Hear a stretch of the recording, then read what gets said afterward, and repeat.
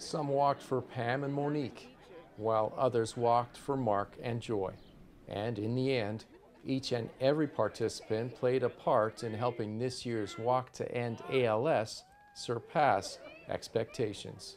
We've got a community that is here that is so dedicated to raising money, and we've hit our goal for Niagara, and it feels wonderful. I mean, it's amazing for the community, it's amazing for the organization. 60% goes right back into community services, so supports my role as a community lead, working with families in the community. We meet people in and around diagnosis, and we stay with them throughout the duration of the disease. We also help with tangible pieces like equipment, hospital bed, power chairs. So we put our money right back into the families, and 40% goes back into Canadian research. A large team came out to support Joy DeCosmo, who was diagnosed with ALS last summer. Before speaking to those assembled, her daughter Gabriella talked to The Source about her mom and how family and friends have rallied to support her. I think this is an amazing day and just a true testament to who she is and what she believes in. In her case, the progression's been pretty quick, and that's something that we've had to deal with as a family. It's been pretty difficult.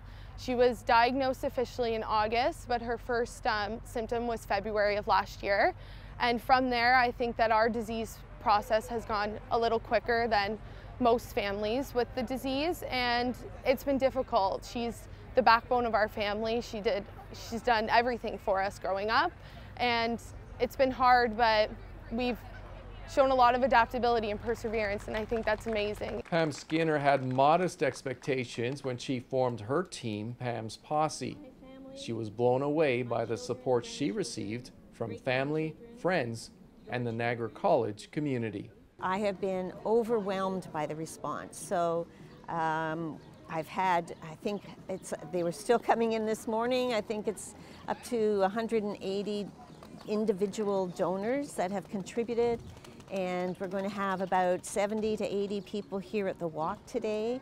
I have heard so many touching stories from people as part of this process.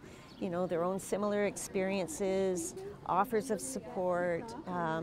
It has been very, very moving and overwhelming.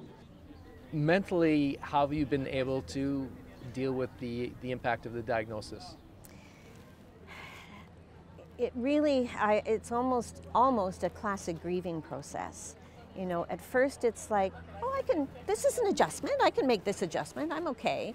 But then realizing that it wasn't a one-time adjustment, that this is a continued deterioration of functioning that eventually will take my life. So mentally, it's something I try not to dwell on, except where it makes sense. Being very cautious, conserving my energy, following the advice of my doctor. And apart from that, just focusing on the moment. I don't know if I only have a year left or if I have 5 years left. So I want to continue to do the important work I do at Niagara College for as long as I can, spend time with family and friends, enjoy that, and that's what I focus on.